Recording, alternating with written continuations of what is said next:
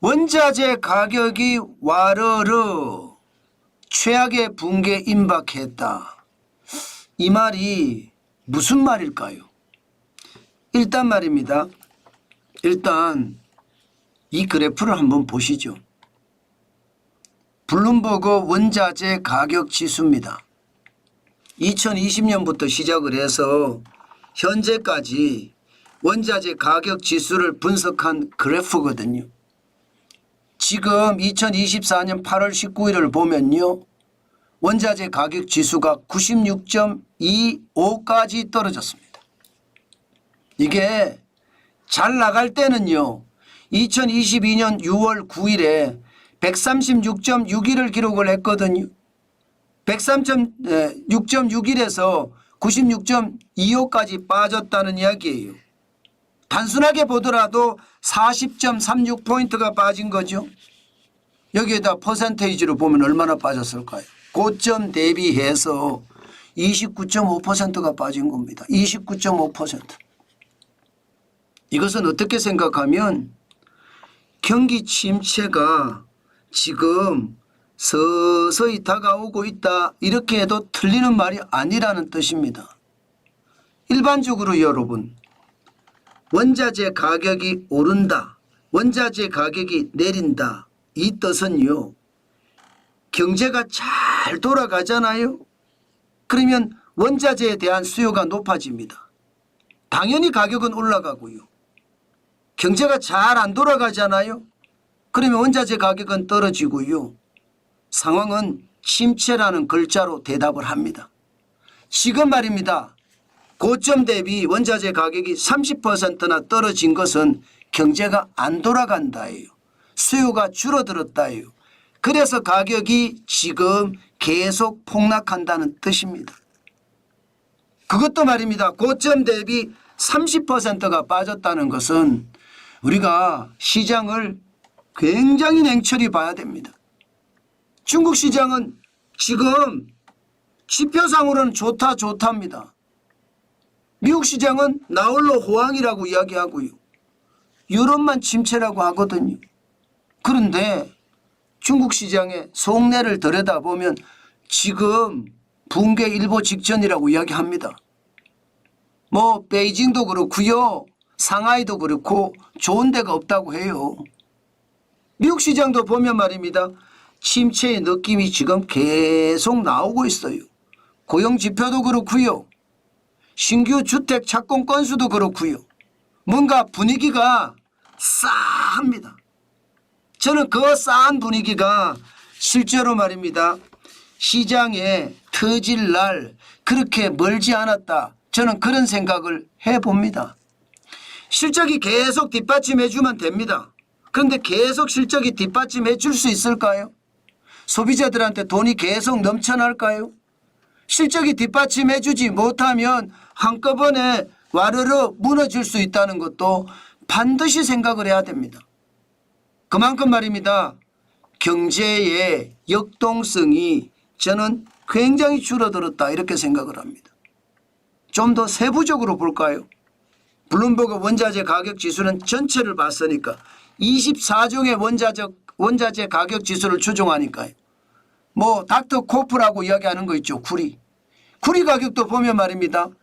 5월 20일 고점이 톤당 1857원이었습니다. 그런데 8월 16일이에요. 지금 8,938달러입니다. 고점 대비해 보면 17.7%가 떨어졌습니다. 1,919달러가 떨어졌다는 거예요. 저는 이게 여러분 이렇게까지 떨어지는 데는 분명히 말입니다. 경기 자체가 좋지 않다는 뜻으로 해석이 됩니다. 여러분 구리는요. 일반적으로 공장이 잘 돌아가면 구리의 사용처가 너무나 많아집니다. 그렇기 때문에 구리에 대한 수요가 굉장히 커요. 실제 경제가 잘 돌아갈 때 위기에서 경기가 선순환으로 확실하게 돌아갈 때 구리의 가격은 올라가거든요. 글로벌 금융위기 때도 보면 2020년을 보세요. 2010년 10월 13일에 8,400달러에서 2011년 글로벌 금융위기를 벗어나고 2011년 2월 14일에 1148달러잖아요. 그죠? 코로나19의 위기 때도 마찬가지입니다. 위기 때 한창 때는요. 4,617.5달러였습니다. 그러던 것이 2021년 5월 6일에는 10,000달러 넘었습니다. 1025.5달러예요. 2022년 3월 22일에는 1342.0달러고요. 그러니까 경기가 회복될 때 좋아진다 이렇게 이야기할 수가 있겠죠.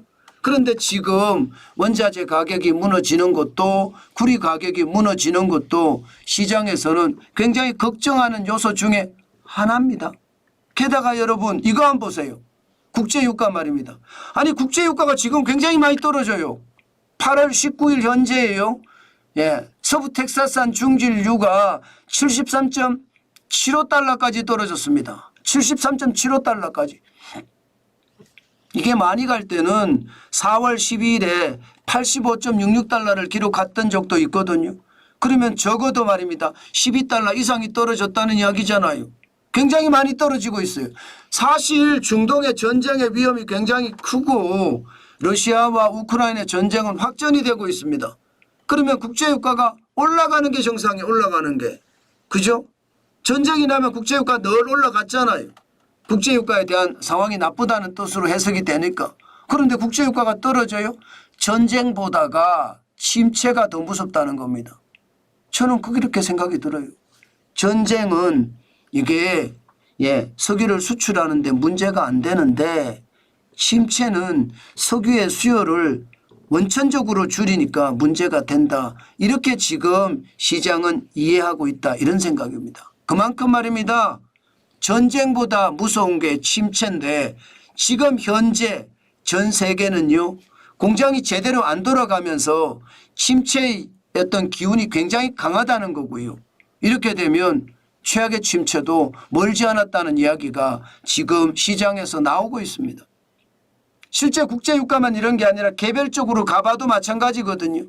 지금 2024년 1월 1일에 WTI 서부 텍사스산 중진유가 72.97달러였습니다. 지금 그때하고 비슷해지 가고 있습니다. 2.5% 오르는 데 그쳤습니다.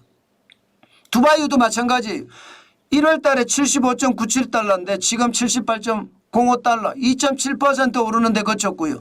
북해산 브렌트도 2.7% 오르는 데 그쳤습니다. 고점 대비하면 북해산 브렌트유도요. 90.65달러가 77.92달러가 됐으니까 원자재 값이 와르르 무너진다는 이야기가 틀린 말이 아니잖아요. 저는 원자재 굉장히 귀히 여기면서 보거든요. 왜 제가 그만큼 중요하게 생각하느냐. 원자재는 경제가 어떻게 돌아가는지 확실하게 알려주는 가늠자라고 저는 생각하기 때문입니다. 그래서 제가 원자재 가격을 일부러 여러분들에게 늘 말씀을 드리고 실제 원자재 가격 지수를 분석해 드리는 것도 그런 차원입니다. 아마 제가 이렇게 기사를 여러분들에게 말씀을 드렸잖아요. 그렇게 오래지 않아서 말입니다. 기존 언론들에서도 계속 나올 겁니다. 제가 기자 생활 오래 해봤고 또 이게 기자부터 사장까지 해봤기 때문에 시장을 보는 눈은 조금 다를 거 아니에요. 그 다름을 지금 여러분들에게 말씀을 드리는 거예요. 실제 제가 기사를 먼저 세상을 바꾸는 뉴스에서 내고 나면 그다음에 신문이나 방송에서 나오잖아요. 그런 경우 많이 보시죠. 그만큼 말입니다. 경제는요. 지표를 가지고 앞서서 볼 수 있다는 뜻입니다. 지금 국제유가가 떨어지는 것도 그런 차원에서 여러분들 경계감을 가지고 봐주시면 좋겠다. 그 말씀 제가 올립니다. 실제로 구루 중에서 말입니다. 다시 말해서 투자의 대가들 중에서도 지금 최악의 어떤 악몽을 이야기하시는 분들도 있습니다. 당장 부자 아빠 가난한 아빠의 저자 로버트 기요사키도요. 역사상 최악의 시장 붕괴가 임박했다. 지금 이런 표현을 쓰고 있습니다. 연착륙이나 견착륙이 모두 어려울 거다. 최악의 붕괴로 간다. 이런 얘기예요. 아무리 카멜라 해리스 부통령이나 제닛 옐린 재무장관이나 제롬 파월 연방준비제도 의장이 구원 투수를 한다고 하더라도 실패할 거다. 그만큼 최악의 시장 붕괴는 실제 시장 근처에 다가왔다. 이렇게 이야기할 정도로 굉장히 말입니다. 비관적으로 지금 이야기하고 있습니다. 로버트 기요사키의 이야기가 이게 아예 안 맞는다. 매일 틀린다. 뭐 이렇게 말한 사람도 있어요. 그러나 여러분 기사가 계속 되잖아요. 기사가 계속 된다는 것은 그만큼 시장에서 먹힌다는 뜻입니다. 여러분 기자들은요. 시장에서 먹히지 않는 기사를 쓰지 않습니다. 그렇게 감안을 해보면 로버트 기요사키의 이야기도 우리가 한편으로는 귀담아 들을 필요가 있다. 저는 그런 생각도 합니다. 게다가 로버트 기요사키만 이렇게 이야기하는 거냐? 아니에요. 월가의 전설적인 투자자 이러면요. GMO라는 헤지펀드를 창업한 제레미 그랜섬입니다. 지금 제레미 그랜섬도 똑같은 이야기를 하고 있거든요. 현재 미국 경제가 역사상 가장 취약한 상태이다. 1980년대 일본의 자산 버블이 꺼질 때처럼 2000년대 닷컴 버블이 꺼질 때처럼 2008년 글로벌 금융위기가 이번에도 재현될 가능성이 크다. 이렇게 경고하고 있습니다. 그만큼 말입니다. 여러분 이게 인위적으로 만들어내는 이야기가 아니라는 뜻이에요. 경영 구루들 투자의 대가들도 이렇게 이야기하고요. 월가의 전설적인 투자자들도 이렇게 이야기하면서 시장에 대한 경계감을 불어넣어주고 있거든요. 그 경계감들이 제가 봐서는 틀리는 말이 아닐 거라고 생각을 합니다. 물론 말입니다. 이 전설적인 투자자들이나 월가의 대가들 말 잘못했다가는 본인의 신뢰를 다 깨먹을 수도 있습니다. 그런데 그것을 각오하고 지금 이야기했다는 거거든요.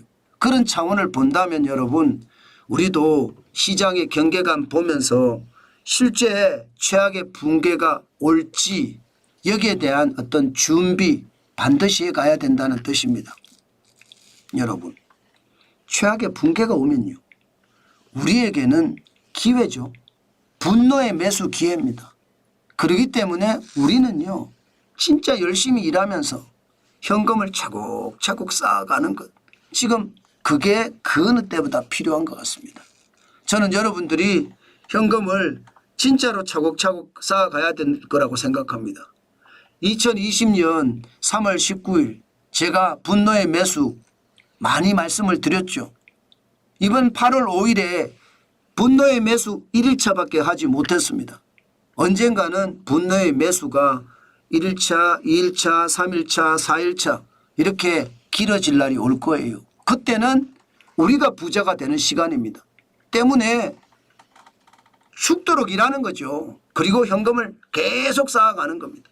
저는 그게 굉장히 중요하다고 생각합니다. 저는 여러분들이 정환전 TV를 보고 있으니까 반드시 그렇게 하리라고 믿습니다. 그래야지 또 우리가 부자가 될 수 있다. 그 말씀도 제가 꼭 강조를 합니다. 아셨죠?